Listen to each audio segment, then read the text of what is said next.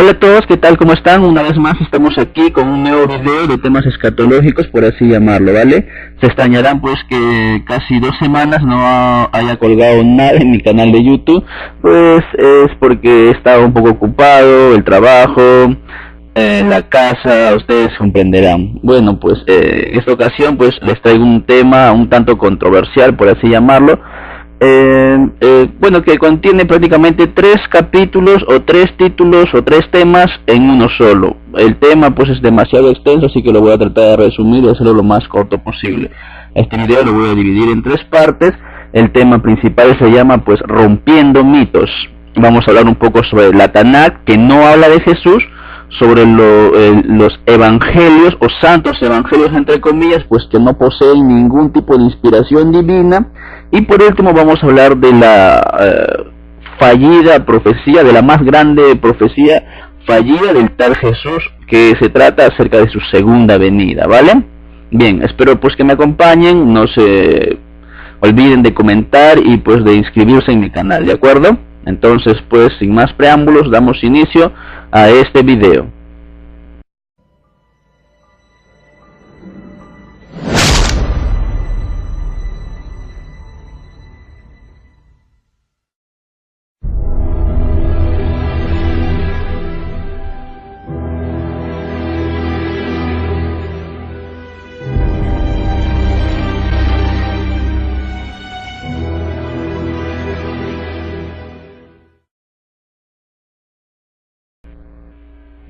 Bien, como les dije en un principio, pues en la primera parte de este video vamos a hablar acerca de la Tanakh y los supuestos pasajes bíblicos que hablan acerca de la primera venida del tal Jesús.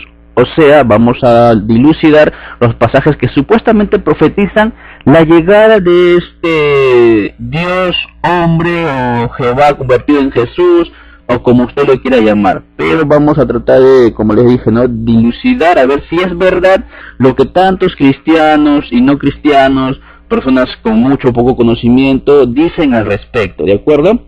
Bien, los pasajes que más gustan a las personas para poder decir que la Biblia habla y profetiza el tal Jesús y por ende Él es Dios porque supuestamente está profetizado ahí, son los pasajes o los capítulos, o mejor dicho, el capítulo de Isaías, básicamente el capítulo 7 del libro de Isaías, que en su contexto general pues nos está hablando de Ahaz o de Acaz, como usted lo conozca, como lo quiera llamar, y de unos problemas que él tenía con unos reyes que circundaban o que lo acosaban, porque tenía problemas con esa gente, ¿no? Una especie de pleitos por los reyes, por gobiernos, por tierras, qué sé yo, un sinfín de cosas. Pero vamos a ver en todo caso los versículos en el cual las personas creyentes en el Dios Jesús pues apoyan su supuesta, apoyan su fe y apoyan el supuesto nacimiento profetizado, ¿de acuerdo? A ver, veamos qué es lo que dice entonces Isaías. Los versículos, mejor dicho, el capítulo 7, los versos 14 y 15, y dice así, ¿no? En el verso 14 dice: por tanto, el Señor mismo os dará señal. He aquí que la Virgen concebirá y dará a luz un hijo, y llamará su nombre Emmanuel. En el verso 15 dice, ¿no? Comerá mantequilla y miel hasta que sepa desechar lo malo y escoger lo bueno. Si nosotros, amigos, en realidad nos ponemos a leer todo el capítulo, que consta básicamente de 25 versos, vamos a encontrar efectivamente, ¿no?, la parte que yo les he mencionado, más la otra parte que también he mencionado en un principio, que se está hablando del rey Ahaz y los problemas que él tenía con los reyes que lo acosaban en ese momento, ¿de acuerdo? No tiene que ver nada aquí una supuesta profecía de ningún nacimiento virginal o de algún nacimiento de algún dios, ¿de acuerdo? Si usted lo lee muy bien, se va, o mejor dicho, si lo lee a conciencia y sin ningún tipo de atadura mental, sin ninguna venda espiritual, se va a poder dar cuenta que acá no se está profetizando a nadie. Estos textos simplemente han sido sacados fuera de contexto, y ahora se los voy a explicar por qué digo esto, ¿de acuerdo? Bien, como les estaba mencionando, hay otro pasaje también que... Hay varios pasajes en realidad en el Antiguo Testamento que hablan supuestamente de alguna profecía, pero no tienen nada que ver con ningún advenimiento, ningún nacimiento de ningún tal Jesús, ¿de acuerdo? Por ejemplo, vamos a analizar el verso de Mateo 1:21, que en su contexto también nos dice así, ¿no? Dará a luz un hijo y le pondrá por nombre Jesús, porque él salvará a su pueblo de sus pecados. Todo esto sucedió para que se cumpliese lo dicho por el Señor por medio del profeta. Ved que la Virgen concebirá y dará a luz un hijo y le pondrá por nombre Emmanuel, que traducido significa Dios con nosotros. Aparentemente en estos versos, pues, tanto como el de Isaías y en este el de Mateo, existe una dualidad, ¿cierto? Nos da a entender de que, efectivamente, está profetizado ahí. No, ya lo decía en el Antiguo Testamento hace 400 años, y Mateo también lo vuelve a corroborar. ¿Cómo lo podemos llamar? Milagro, inspiración divina. En realidad eso no tiene nada que ver acá.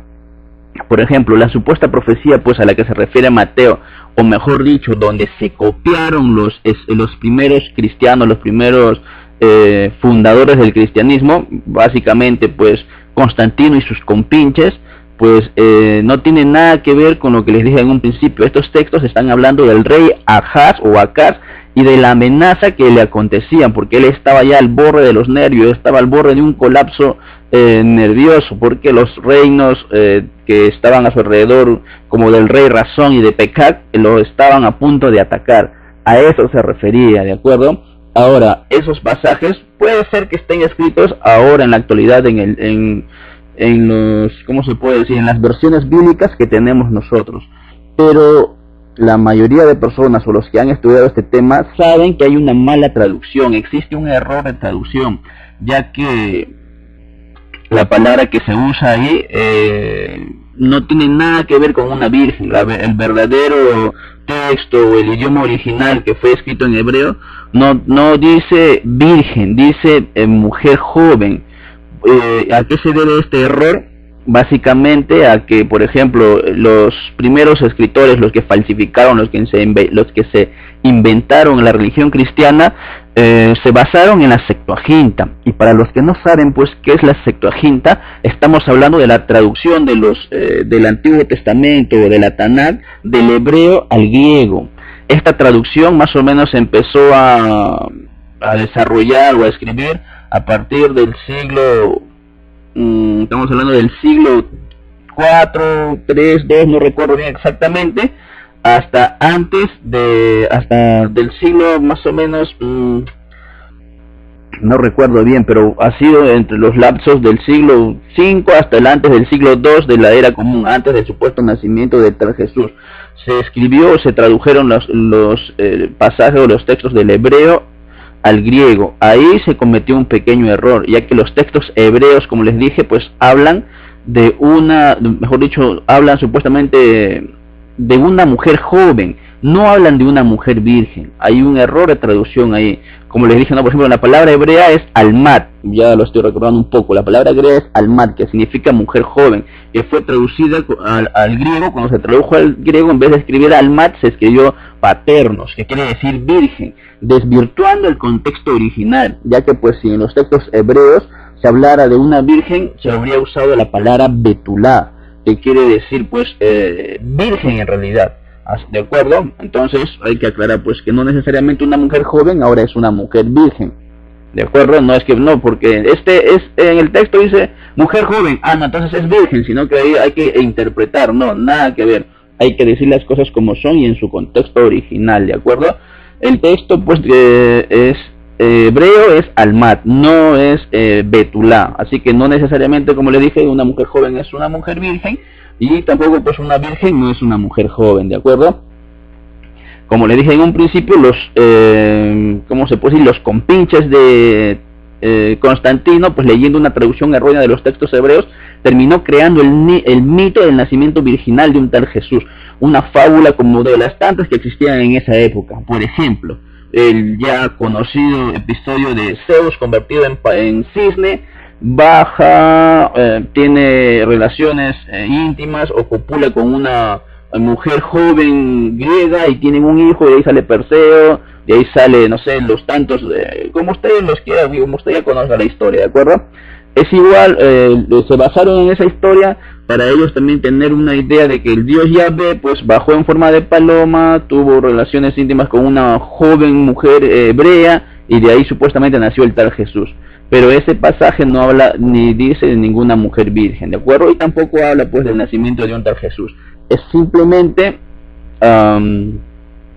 está hablando del rey Ahaz y de lo que le acontecía en ese momento, ¿de acuerdo? Bien, entonces vamos a ver algunos otros detalles o algunos otros anacronismos con la historia del nacimiento del tal Jesús. Para eso pues nos vamos a basar en lo que es el libro de Mateo, en la historia del tal Mateo, entre comillas. Bien, como les decía, pues en la historia de Isaías, tras una breve lectura del relato, fácilmente nos podemos dar cuenta o podemos evidenciar de que la señal a la que alude Isaías, como ya les dije y vuelvo a recalcar, pues era para Ahaz. También es obvio pues que las señales eran para su tiempo, se refería a su tiempo, no a 400 años después, ¿de acuerdo? Así que es algo descabellado pensar que era una profecía para un tal Jesús. Este cumplimiento es falsificado, es una profecía falsa. Esto es solamente uno de los múltiples inventos que se achacan pues al tal Mateo para pues tratar de convencer a la gente ingenua e incrédula que supuestamente el evangelio de Jesús de Nazaret tenía naturaleza divina, o mejor dicho, el nacimiento de Jesús de Nazaret ya estaba profetizado, cosa muy falsa, ¿de acuerdo? Bien, para resumir entonces este pequeño punto, pues vamos a decir simplemente que el pasaje de Isaías no habla de ningún nacimiento, de ningún Mesías, y menos que este Mesías sea el tal Jesús. Todo se debe pues a una mala traducción de los textos griegos del original, ¿de acuerdo? Y al afán de Constantino pues por crear una nueva religión para simplemente dominar a las demás religiones o ideas teológicas, básicamente por cuestiones políticas, ¿de acuerdo? Bien. Ahora pues haciendo un pequeño paréntesis, tenemos que analizar también algunas incongruencias en el supuesto relato mateano, como les dije hace un instante, pues, ¿no? Que se le imputan a este inexistente evangelista. Por ejemplo, el siguiente relato que lo encontramos en Mateo es el episodio de Herodes y los magos del Oriente. Una historia muy sin sentido, la verdad, porque supuestamente en la historia del nacimiento de Jesús se habla de unos reyes magos, algo muy falso, muy incoherente, muy inconsistente. Supuestamente, ¿por qué decimos esto? Porque analicemos un poquito, a ver. Yahvé es supuestamente, ¿no? Es el padre de Jesús. Jesús o al final ellos son uno mismo. Yahvé va a nacer en forma de hombre y se va a llamar Jesús, ¿de acuerdo? Pero Yahvé, si leemos en el Antiguo Testamento, él odia a todas las personas que odia la magia, odia a los magos, odia la hechicería y todo lo que tenga que ver con ese submundo o ese mundillo de magia, por así llamarlo, ¿de acuerdo? Entonces, si él odia a esa clase de personas, ¿cómo es posible pues que le mande la señal de su nacimiento o del nacimiento de su hijo a esa clase de gente? Si se supone que los odia y los aborrece, ¿por qué tendría que comunicarse con esa clase de personas? ¿No se pone usted a pensar? Por ejemplo, veamos lo que dice Mateo 2.1. Nació Jesús en Belén de Judá, en tiempo del rey Herodes. Unos magos que venían del oriente se presentaron en Jerusalén diciendo: ¿dónde está el rey de los judíos que ha nacido?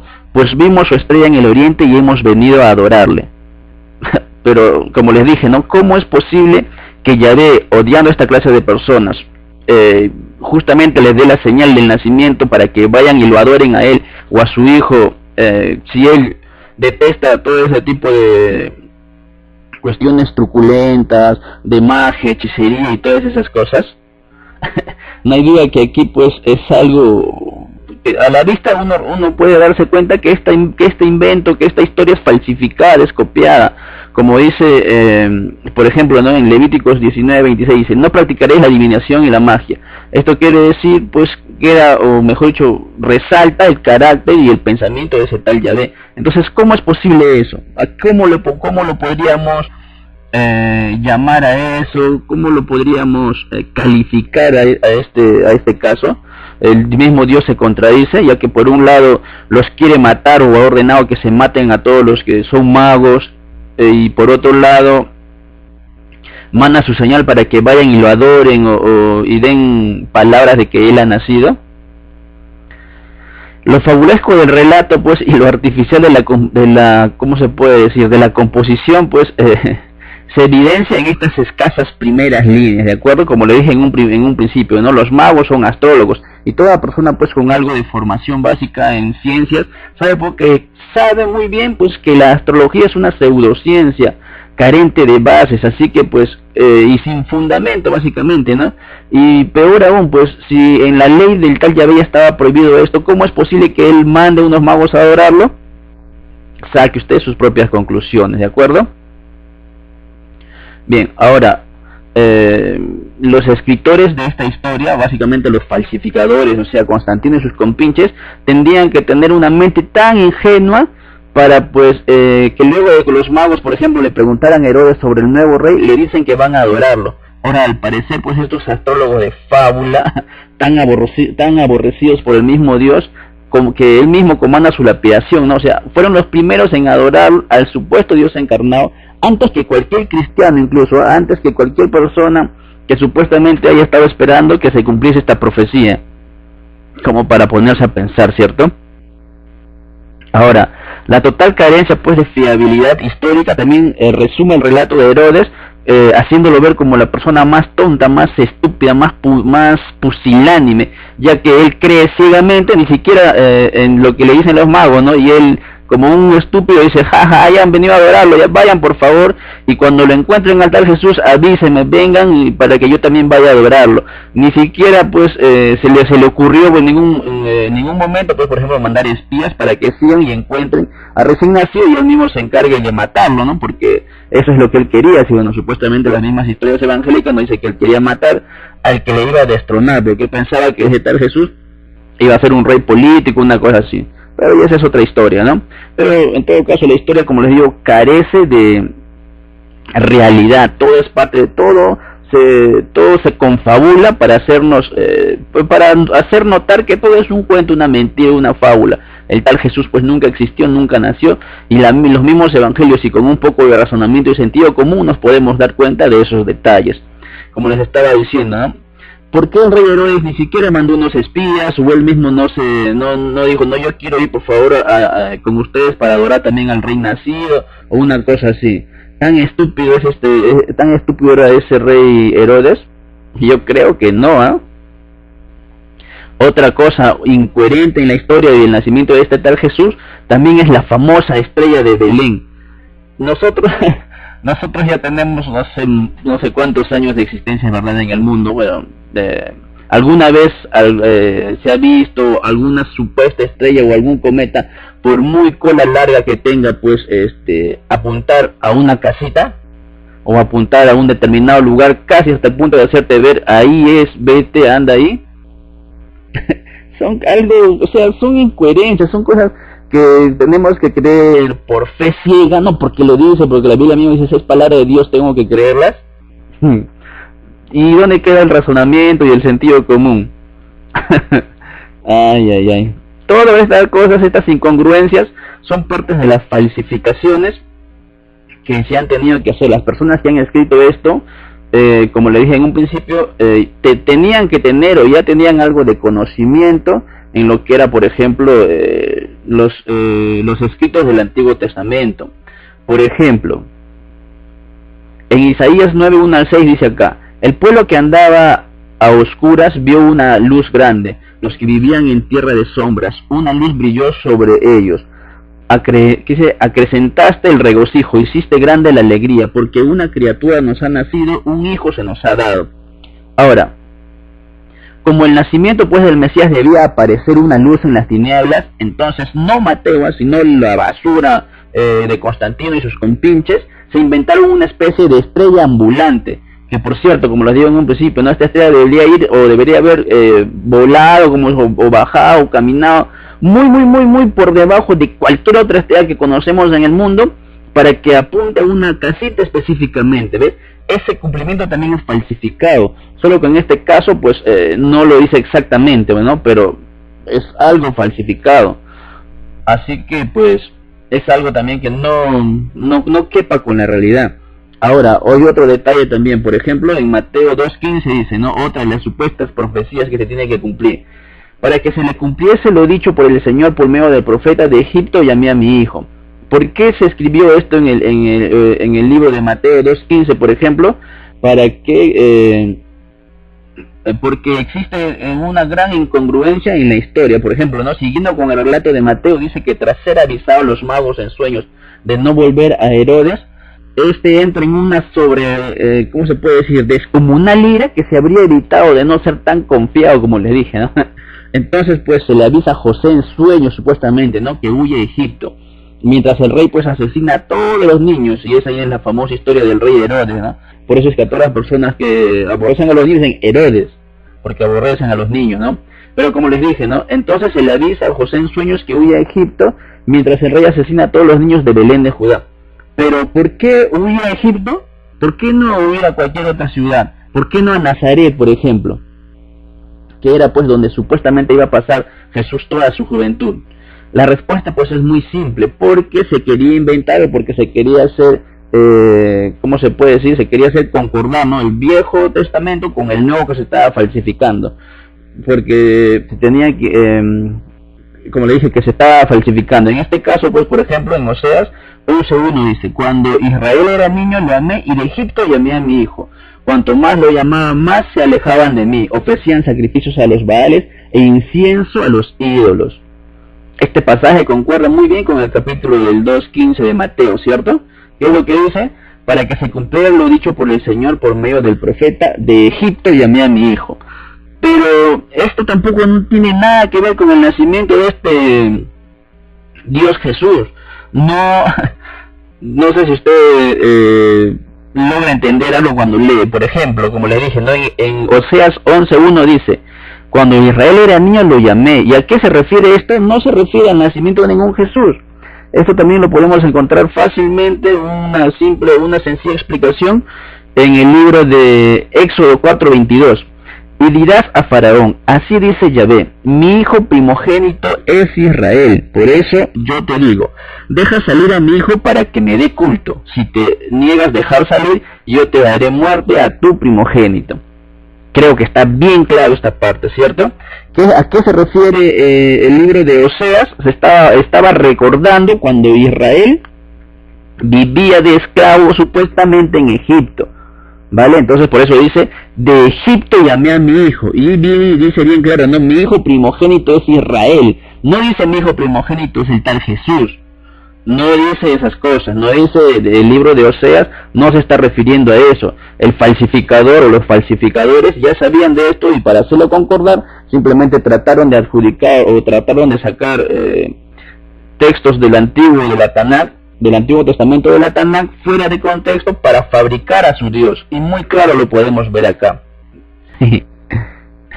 En fin, podría pasarme horas y horas hablando del tema acerca de la no profetización de un tal Jesús en la Tanakh, ya que pasajes trucados o pasajes sacados de contexto existen muchos, pero pues mucho me temo que voy a aburrirlos con este detalle, así que pues simplemente para muestra un botón, ¿de acuerdo?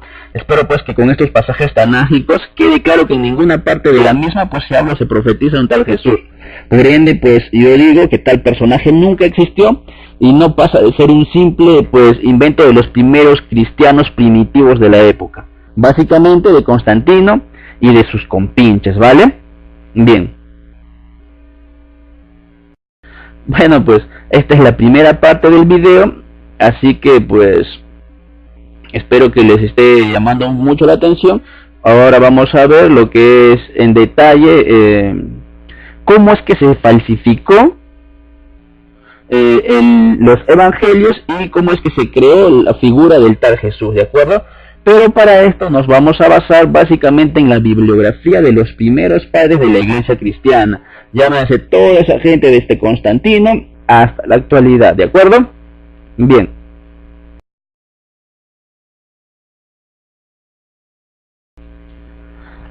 Bien, continuando pues con la segunda parte del video, en este segundo capítulo, por así llamarlo, que trata acerca de cómo es que se fabricó, cómo es que se inventó el nacimiento y cómo es que se creó este Dios inexistente o que nunca existió, vamos a utilizar, como ya les dije anteriormente, la misma bibliografía de los supuestos padres de la iglesia cristiana primitiva de la época, ¿de acuerdo? Vamos a basarnos exclusivamente en textos que ellos mismos han escrito y la iglesia misma dice y afirma, ¿vale? Bien, antes que nada tenemos que aclarar que la iglesia católica, y decimos pues la iglesia católica porque por cultura general sabemos que ella supuestamente es la madre de todas las demás denominaciones cristianas. Así que pues ellos mismos dicen que los textos en los que se basan para haber creado su religión pues son el Nuevo Testamento o los Evangelios, ¿vale? La misma iglesia dice eso. En otras palabras, ¿qué es lo que dice la iglesia? Nuestra fe documental o nuestras creencias documentarias y nuestra fe y nuestro conocimiento sobre los orígenes de la cristiandad y su desarrollo más temprano se basan en el Nuevo Testamento, cuya autenticidad debemos dar en gran parte por sentada. Esto lo encontramos en la Enciclopedia Católica de Farley. Esto quiere decir pues que ellos no tienen por qué dudar, porque la Biblia lo dice y porque supuestamente ya está ahí escrito. Eso es y punto, se acabó. Eso es lo que dicen ellos, ¿vale? Bien, sigamos entonces. La iglesia también hace pues extraordinarias admisiones sobre el Nuevo Testamento, ¿no? Por ejemplo, cuando se discute el origen de esas escrituras, ¿qué es lo que dicen ellos? El cuerpo más distinguido de opinión académica alguna vez congregado admite que los evangelios no llegan hasta tan atrás al primer siglo de la era cristiana. Esto también lo encontramos en la Enciclopedia Católica de Farley, volumen 6, página 137. La Iglesia Católica misma admite que no es como nos han venido enseñando, como nos han venido inculcando en la mayoría de colegios o librejos que hemos encontrado por ahí, no sé, en un libro de, por ejemplo, como los Testigos de Jehová o los Adventistas, o como la misma Iglesia Católica, ¿no? Que supuestamente el cristianismo empezó cuando Jesús nació y la Biblia se empezó a escribir, o mejor dicho, el Nuevo Testamento se empezó a escribir 50 años después, o a lo mejor a partir del primer siglo, mediados del primer siglo para adelante, ¿de acuerdo? Eso es lo que nosotros sabemos por cultura general. Pero la misma iglesia admite que no es así, como ellos mismos dicen, ¿no? El cuerpo más distinguido de opinión académico alguna vez congregado admite que los evangelios no llegan tan atrás al primer siglo de la era cristiana. Eso también lo encontramos en la Enciclopedia Farley, volumen 6, página 137, ¿de acuerdo? Ahora, ¿qué es lo que ellos también dicen? Que el más temprano de los manuscritos existentes, o sea, el Nuevo Testamento, es verdad que no fecha más atrás de mitades del siglo IV de la era común. Enciclopedia Católica, página 656 al 657. O sea, pues estamos hablando de unos 350 años después del tiempo en que la misma iglesia, por cultura general, afirma que un tal Jesús pues ya había caminado sobre las arenas de Palestina. ¿Vale? Creo que estoy siendo bien claro, ¿no? No son palabras mías, no me las estoy inventando, son cosas que la misma iglesia que inventó, que creó, o ya vamos a suponer que la misma iglesia que supuestamente vio y conoció a los profetas y a los evangélicos admite, ¿vale? A los evangelistas, mejor dicho, admite, ¿de acuerdo? La única verdad, pues, es que Flavio Constantino, o simplemente Constantino, fue quien autorizó la recopilación y la elaboración de lo que hoy se conocen como las epístolas o los santos evangelios, porque antes de que él lo autorice, pues no existía por ningún lado, ¿de acuerdo? Y aquí podemos corroborar pues que no hay inspiración divina, no existe ninguna inspiración divina en estos evangelios. Todo es obra de manipulación o ¿cómo se puede decir? Ideas de estos mismos personajes, ¿de acuerdo? No recuerdo bien la palabra, pero bueno. Otra cosa, pues hay que mencionar también que uno de los principales problemas de Constantino en esa época, cuando él empezó a maquinar para crear una nueva religión, es que existían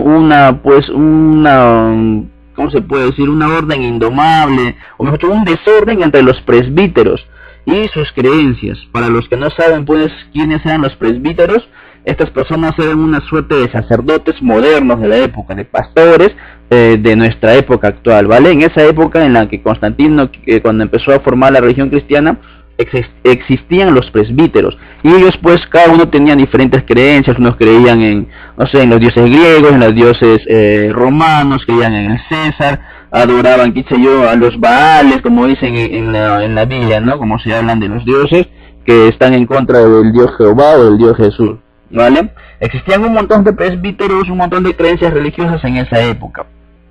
Constantino, al tratar o al querer formar su religión, chocó con esta inmensa pared, ya que pues para crear la religión él tenía primero que llegar a un acuerdo o llegar a un consenso, como se dice, ¿no? Para que se forme una sola idea y todos empiecen a hablar de lo mismo. Así que, ¿qué es lo que se hizo? Se creó o se llamó al primer concilio, llamado el Concilio de Nicea, en el año 324 de nuestra era, ¿vale? Es ahí, en ese famoso Concilio de Nicea, que recién se empieza a dar nombre al Dios que se iba a fabricar, que hoy lo conocemos como Jesús. Eran pues un centenar de personas con diferentes ideas religiosas, diferentes presbíteros, como se los conocía en esa época. En su mayoría pues gente ignorante, gente que se escondía en el mundillo de otra gente, de grupos de gentes ignorantes. Nunca esos presbíteros estaban dentro de las clases sociales, o andaban o se codeaban con la gente más educada de la sociedad de esa época. Sí, eso es lo que la misma iglesia también admite. Por ejemplo, dice, en lo que es la enciclopedia también, en el libro Contra Celsum, tracto que dice así, ¿no? En su mayoría tipos rústicos que enseñaban extrañas paradojas.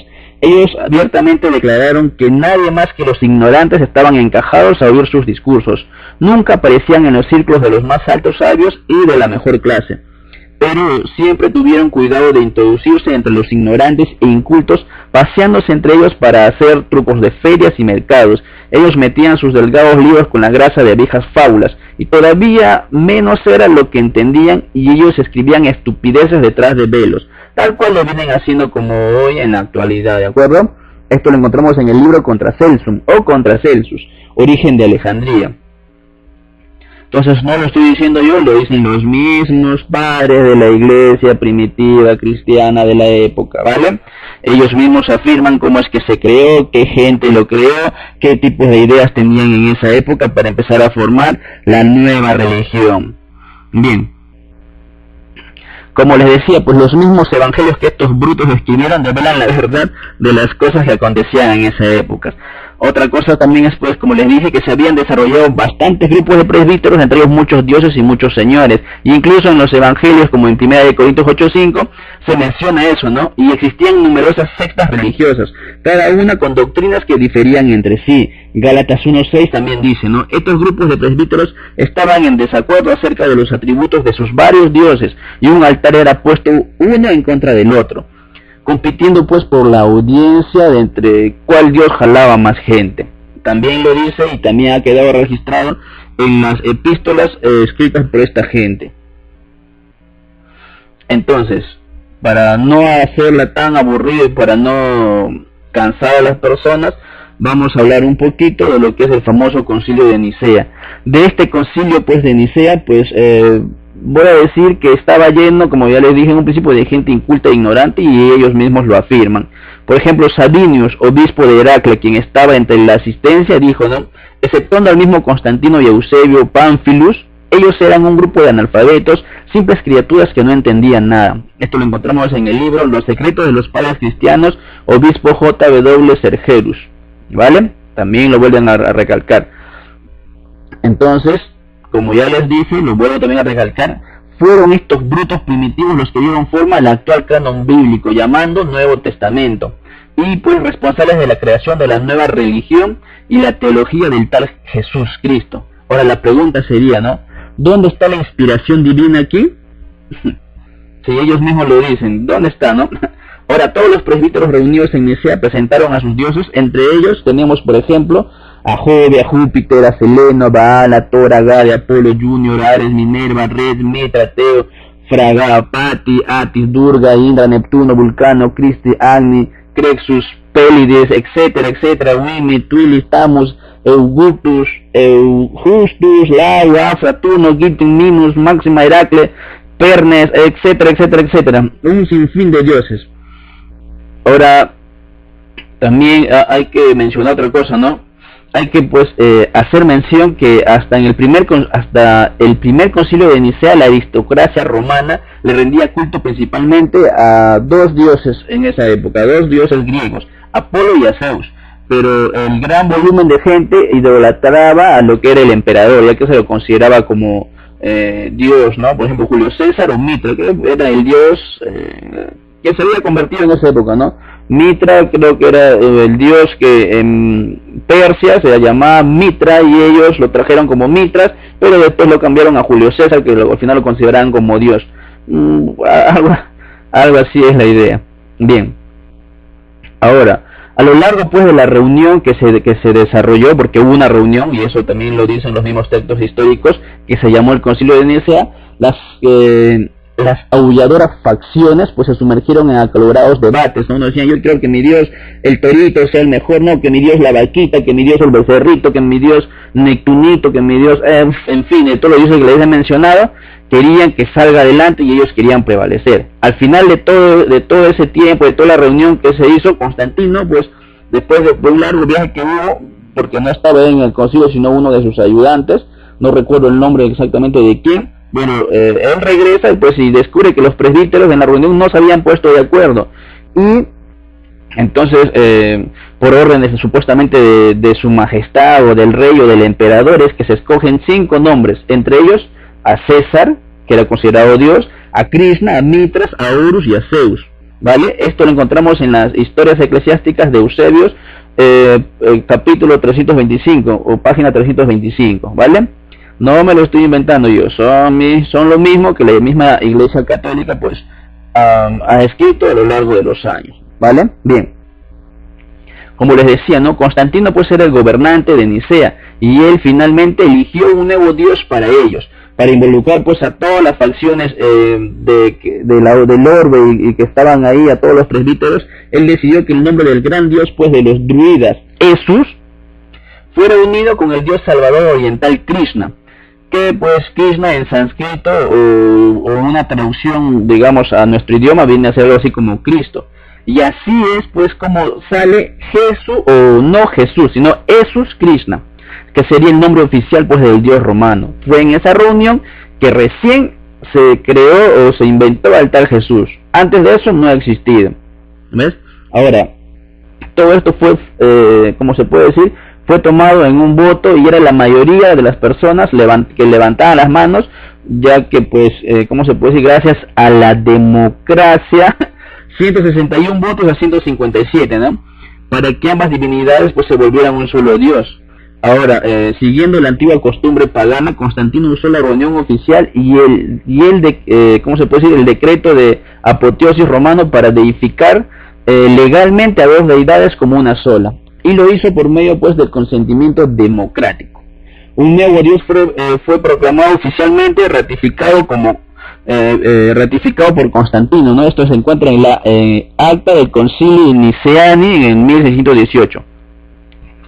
Este acto pues completamente pútico de identificación puso a Esus Krishna eficaz y legalmente entre los dioses romanos como pues un compuesto individual, ¿vale? Y eso también está escrito en los libros, en la bibliografía de estos estafadores, engañadores, ladrones, mentirosos de los primeros cristianos padres de la Iglesia Católica. Y de ahí supuestamente salen los verdaderos cristianos, o mejor dicho, las denominaciones que existen en la actualidad, de toda esta lacra, de toda esta sarta de patrañas y de mentiras inventadas por Constantino, ¿vale? Bien, entonces para resumir esta segunda parte, diremos pues que Constantino jamás se unió a una religión cristiana como lo cuenta la historia universal oficial. Muy por el contrario, pues en su afán de querer dominar todo el mundo de la época y por puras ideologías políticas, es que decide fundar una nueva religión para que con esta pues pueda unificar a todo el imperio, y pues para eso tuvo pues que luchar con los sacerdotes o con los presbíteros y sus diferentes creencias religiosas de la época, ¿vale? Y él también llamó pues al primer concilio, que se le conoce como el Concilio de Nicea. Es en este concilio donde se da nombre al nuevo Dios y se escogen los libros que iban a ser llamados a partir de ese momento los supuestos libros sagrados que hablan de un tal Jesús, o los supuestos evangelios, o la supuesta palabra de Dios nuevo testamentaria, o como usted lo quiera llamar. Entonces, pues, como ya les dije en un principio, ya demostramos que la Tanaj hebrea no se habla ni se profetiza del nacimiento de ningún supuesto Dios Jesús, y ya demostramos así escuetamente también cómo es que se formó la religión cristiana y qué clase de ignorantes es la que le fundaron, o los que fundaron esta religión. Y ahora, pues, en esta última parte, pues voy a analizar uno de los capítulos que más gustan a las personas para hablar de una supuesta segunda venida del tal Jesús y del supuesto fin del mundo. Pero ¿cómo puede haber segunda venida si, para empezar, ni siquiera hubo una primera? Nunca nació, nunca existió. Bueno, eso lo vamos a analizar en el segundo capítulo, mejor dicho, en el tercer capítulo de este video, ¿de acuerdo? Espero que el tema les esté gustando. Por favor, no se retiren, acompáñenme que ya voy a acabar con el video.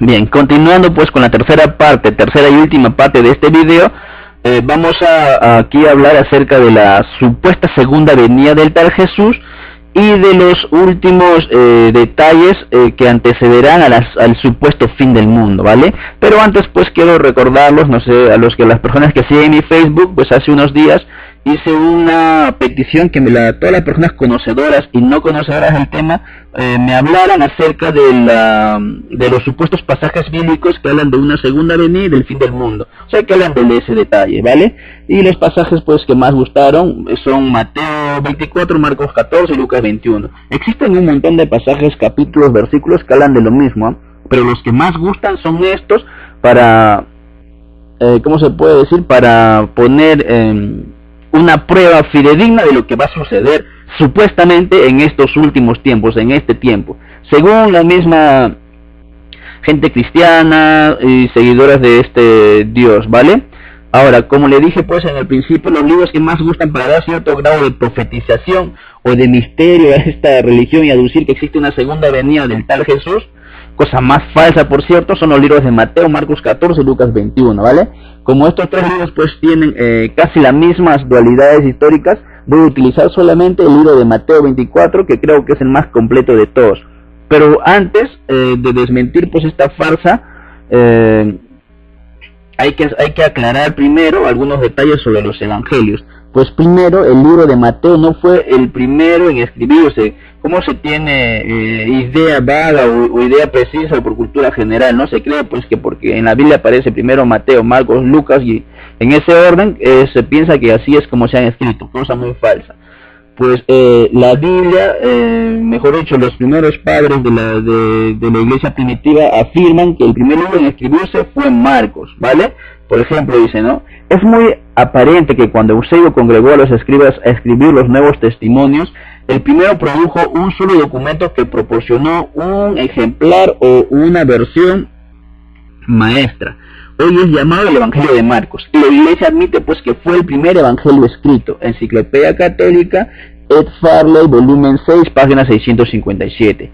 Aquí la iglesia admite, dice, profesa que el primer libro que se escribió fue el libro de Marcos. Los demás libros han sido ya o copias o se han basado en Marcos siguiendo la idea para crear los demás supuestos santos e inspirados evangelios. Basura todo, por cierto. Así que pues no son mis palabras, no son mis ideas, son lo que la misma iglesia primitiva enseña, ¿de acuerdo?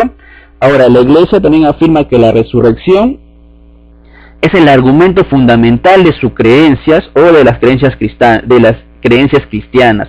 Esto también lo encontramos en la Enciclopedia Católica Ed Farley. Sin embargo, ninguna aparición sobrenatural de un Jesucristo resucitado está registrado en ninguno de los evangelios más tempranos disponibles de Marcos, porque existen, si no me equivoco, los evangelios sinaicos, que es una de las primeras Biblias que supuestamente se escribió. Pero en esos textos tengo entendido por cultura general también pues que no se habla que esos textos no son lo mismo, no está escrito lo mismo que se tiene escrito en los libros actuales, ¿de acuerdo? Ahora, como les decía en un principio, en la Biblia también en 1 Corintios 5:17 dice, ¿no? Si Cristo no fue resucitado, tu fe es en vano. Lo mismo que la iglesia admite, ¿no? Que su fe se basa en la resurrección del tal Jesús. Entonces, si descubrimos pues que este nunca existió, que este nunca resucitó y que este menos nunca vendrá, entonces esta iglesia es una porquería, no sirve para nada, están por demás siguiendo, adorando, es más, para gente más increíble, entregando su dinero, creyendo en estupideces, en cuentos y en mitos que no tienen un asidero o una base sólida, ¿de acuerdo? Ya que la misma iglesia, el fundador de ellos, admite que todo es una farsa. Bien. Ahora, pues, por ejemplo, otro de los capítulos que más gustan a las personas para lo que es para descubrir las falsificaciones es el último capítulo del libro de Juan, por ejemplo, ¿no? En el libro de Juan encontramos como le dije, ¿no? Encontramos pues de que ese último capítulo de Juan 21 es una añadidura, y la misma iglesia también lo dice, ¿no? La sola conclusión que se puede reducir de estos capítulos es que el capítulo 21 fue agregado después y por consiguiente será considerado como un apéndice al Evangelio. Enciclopedia Católica et Farley, volumen 3, páginas 441 a 442. También lo dice la Nueva Enciclopedia Católica, el Evangelio de Juan, página 1080. También lo dice la Nueva Enciclopedia Católica, volumen 7, página 407.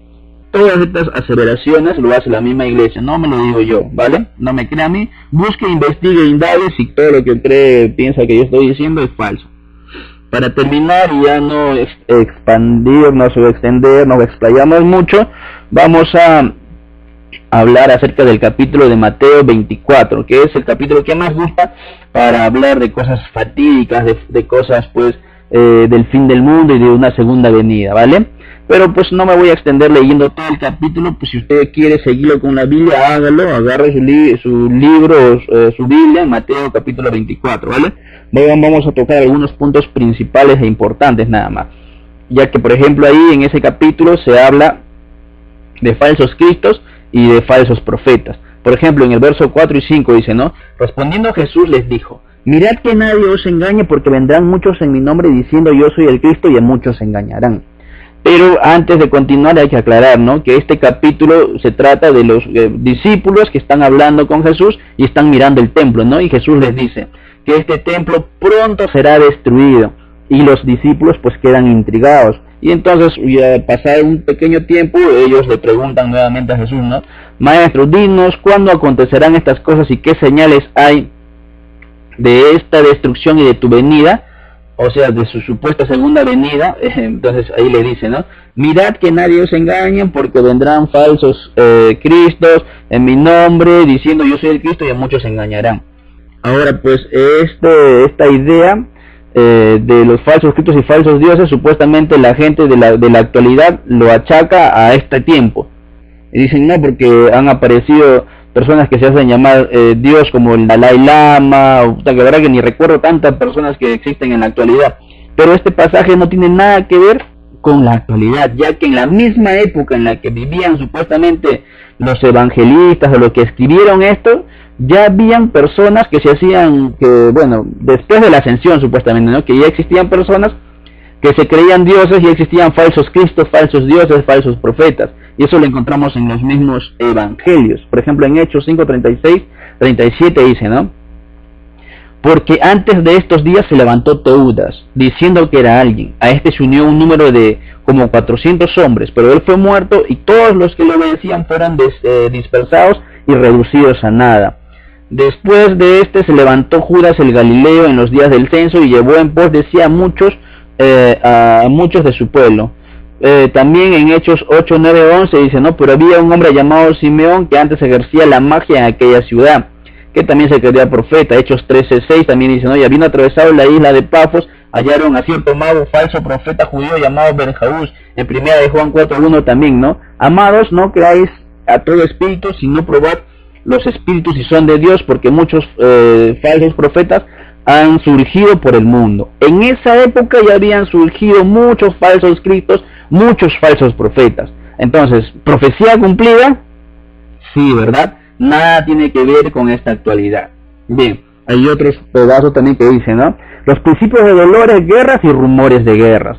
En los versos 6 y 7 dice: oiréis de guerras y rumores de guerras. Mirad que no os turbéis, porque es necesario que todo esto acontezca. Pero aún no es el fin, porque se levantará nación contra nación y reino contra reino. Y habrá peste y hambre y terremotos en diferentes lugares, y todo será principio de dolores, etcétera, etcétera, etcétera. Bueno, supuestamente, ¿no? Bueno, vamos a considerar en todo caso las primeras, segundas guerras mundiales que han existido acá. Pero por eso ese pasaje es para esta época. No, señores. Por ejemplo, Cornelio Tácito, historiador romano de la época del 56 al 117 de la era común, en su obra Los Anales, describe pues una serie de grandes guerras que ocurrieron bajo el mundo romano del primer siglo, sus sangrientas conquistas, guerras civiles, alzamientos de nación contra nación y reino contra reino. Fueron sucesos casi cotidianos durante los años posteriores a la prédica del supuesto Jesús. Bien, hay otros puntos también que tenemos que analizar aparte del que ya mencioné. Por ejemplo, si más no recuerdo, estamos hablando por ejemplo de las persecuciones por causa del nombre de Cristo, dice. En los versos 9 y 10 dice, por ejemplo, ¿no? Entonces os entregarán a tribulaciones y os matarán y seréis aborrecidos por todas las gentes por causas de mi nombre. Muchos tropezarán entonces y serán entregados unos a otros y unos a otros se aborrecerán. Eso es nuevo, es novedoso, recién está sucediendo eso. Para poner una prueba de lo que estoy mencionando, vamos a usar los mismos santos evangelios. Lucas 21:11. Y habrá grandes terremotos en diferentes lugares y hambres, pestilencias, y habrá terrores y grandes señales del cielo. Marcos 13:8 dice, ¿no? Enfatiza también en estos principios de dolores, con sediciones, terremotos en diferentes lugares, hambre y alboroto, dice. Por tanto hay una confirmación tanto bíblica como histórica de que esas fueron señales cumplidas y sucedieron previas a la caída de Jerusalén. Hechos de los Apóstoles, por ejemplo, registra un importante dato sobre una gran hambre en toda la tierra habitada en esa época, que pues debió tener lugar más o menos en los años 50 del primer siglo, cuando por ejemplo Claudio gobernaba Roma, ¿no? Este hecho también lo registraba Eusebio en su obra Historia Eclesiástica, escrita en los primeros años del siglo IV. Hechos 11, 27 a 29 dice, ¿no? En aquellos días unos profetas descendieron de Jerusalén a Antioquía, y levantándose uno de ellos llamó a Agabo. Daba a entender por el Espíritu que vendría una gran hambre en toda la tierra habitada, la cual sucedió en tiempo de Claudio. Entonces los discípulos, cada uno conforme a lo que tenía, determinaron enviar socorro a los hermanos que habitaban en Judea. La misma Biblia, el mismo Viejo Testamento nos está indicando de que esos acontecimientos ya se suscitaban en ese momento, en esa época, ¿vale? Nada hay para este futuro, no ha quedado nada de esa profecía para este tiempo, ¿de acuerdo? Sigamos, como ya les dije en un principio, como mejor dicho ya les dije hace un instante, otro punto que hay en ese capítulo de Mateo 24 son los versos 9 y 10, que dice, ¿no? Entonces os entregarán a tribulación y os matarán y seréis aborrecidos por todas las gentes por causa de mi nombre. Muchos tropezarán entonces y se entregarán unos a otros y unos a otros se aborrecerán. Eso es lo que dice esos versos. Ahora, si hay que ser fiel pues a la gramática del texto bíblico en este versículo, pues se debe aceptar que las advertencias de Jesús sobre futuras persecuciones estaban directamente dirigidas a los discípulos, a los que lo estaban escuchando. Cuando habla pues de os entregarán o vosotros, ¿a quién se está refiriendo? ¿A ti y a mí? No, se está refiriendo a ellos, a esa gente. Ellos iban a sufrir las persecuciones, las cruentas guerras, la hambruna, las pestes. Todo eso tenía que suceder antes del fin, pero no del fin del mundo, hasta antes del fin de la destrucción del templo de Jerusalén. Son sosopencos, pelmazos, burros, brutos.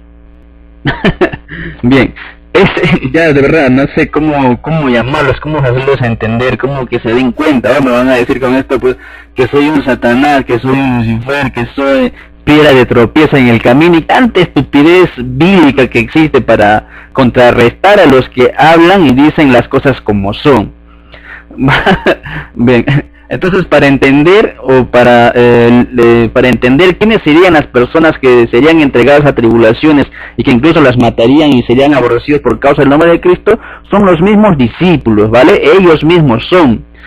No solamente los 12, pero quizás las demás otras personas que hayan abrazado esa religión también serían perseguidos, pero todo eso sucedió en esa época, todo eso se suscitó ahí, todo eso pasó ahí, todo eso pasó en ese momento, no con nosotros, nada de eso va a pasar aquí, ¿vale? No se deje engañar por gente inescrupulosa que solamente quiere vivir de las ubres de usted, que porque usted es un ingenuo, tonto, ignorante, le hacen creer las estupideces estas que ya sucedieron, como que va a pasar en esta época, y aprovechando ese miedo que usted tiene, le meten el cuento del diezmo para vivir de usted, robarle y mensualmente tenga que pagar a esta gente y que ellos vivan gratis sin hacer ni miércoles, ¿vale? Bien. Entonces creo que está quedando bien claro, ¿verdad? No sé si hay alguna pregunta. Por ejemplo... Bueno, no creo que me pueda... Bueno, si quieren preguntar, pues simplemente comenten en el video, ¿de acuerdo? Para continuar y ya casi terminar, en la última parte dice, ¿no? El aumento de la maldad, dice, ¿no? En los versos 12 y 13 dice, por haberse multiplicado la maldad, el amor de muchos se enfriará, mas el que persevere hasta el fin, este será salvo.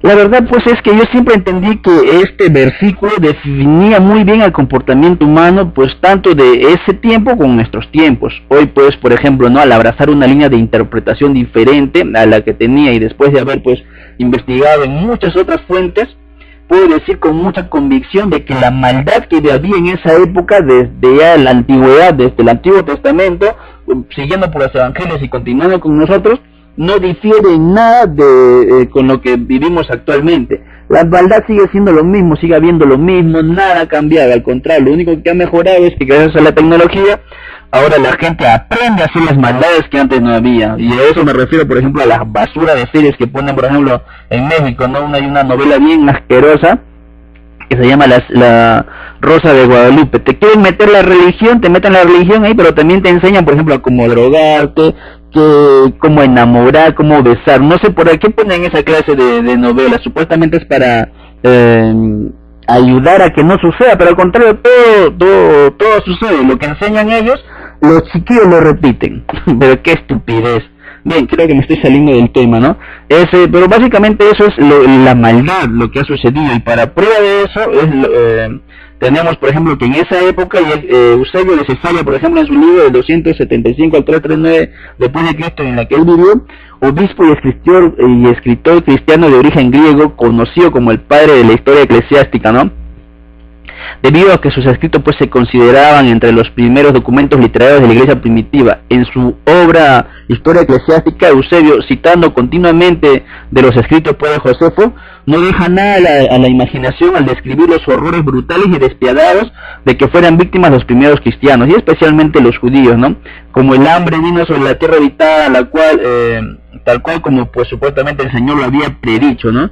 Provocando una locura desenfrenada, desesperación, a tal punto de que se comían entre ellos mismos, canibalismo, basura, lo que sea comían. El hambre era tal, el caos era tal, la conmoción era tal, las guerras, las pestes, todo eso era tal, y pues que ya sucedió ahí, todo eso era tan grande que ya pues, ¿qué esperaban? Hubo una guerra tan bárbara que al final destruyeron el templo, mataron a los judíos, persiguieron a los cristianos, todo sucedió ahí, todo se terminó en ese primer siglo.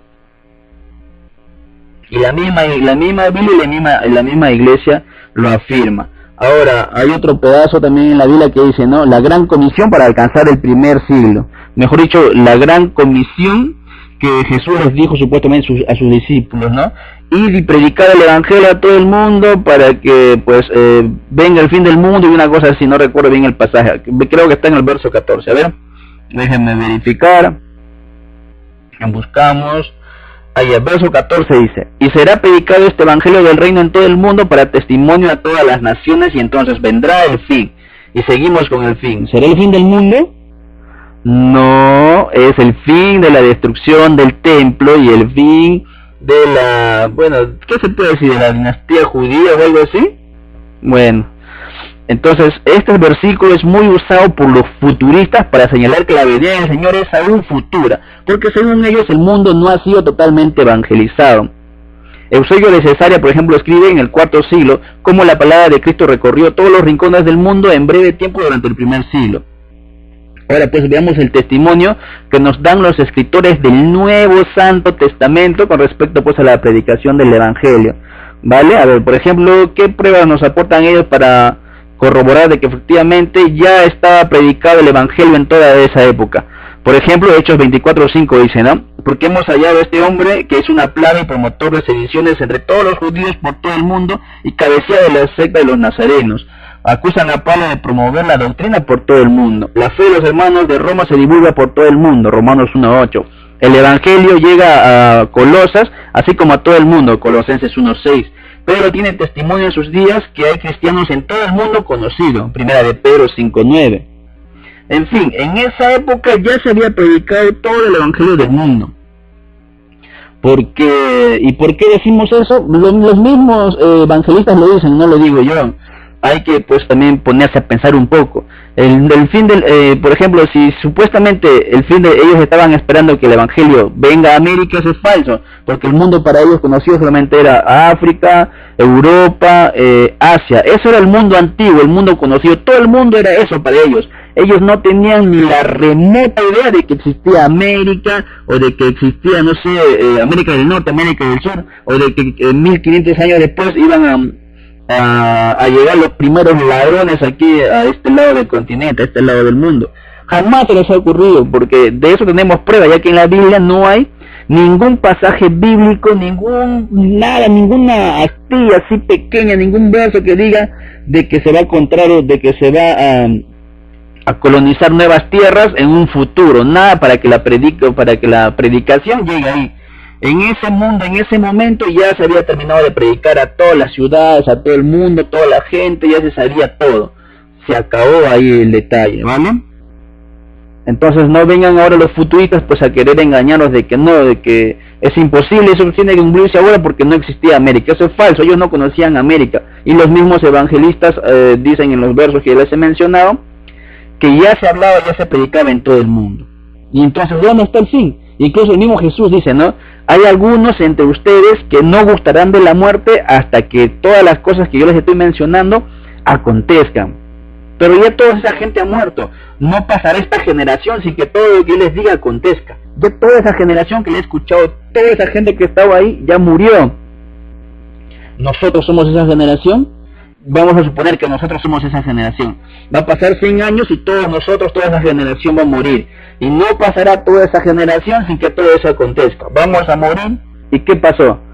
No pasó nada. Lo mismo que yo estoy diciendo ahora, lo decían hace 200 años atrás. Y toda esa generación no pasará hasta que acontezca. Ya pasaron más de 200 años y ya murieron y seguimos con la misma sarta de estupideces.